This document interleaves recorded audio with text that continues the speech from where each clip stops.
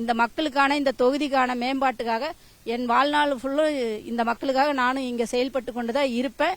தொகுதியில தான் இருக்கிறேன். நான் கண்டிப்பா இந்த மக்களுக்காக அரசுகிட்ட என்ன கோரிக்கை வைக்கணுமோ, அவங்களோட குறைகளை தீர்க்கணுமோ, அதுக்காக நானும் வாழ்வுரிமை கட்சி சார்பா போராடி கொண்டு இருப்பேன். நீங்க வாழ்வுரிமை கட்சியில் இருக்கிறீங்க, மகள் நாம் தமிழர் கட்சியில் இருக்காங்க.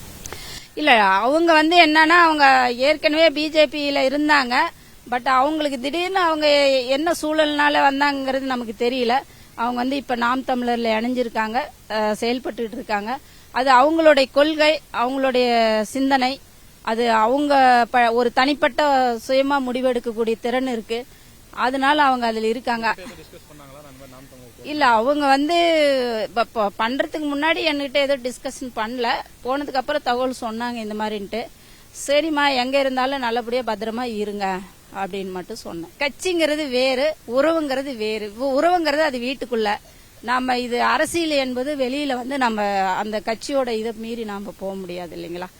ஏன்னா இவர் இங்க இன்னைக்கு ஸ்டாலின் ஐயா கூட கூட்டணியில இருக்காரு. அப்படிங்கிறப்ப அவங்களோட இது இல்லாம நாம போக முடியாது. செய்திகளை உடனுக்குடனும் துல்லியமாகவும் தெரிந்து கொள்ள சப்ஸ்கிரைப் பண்ணுங்க.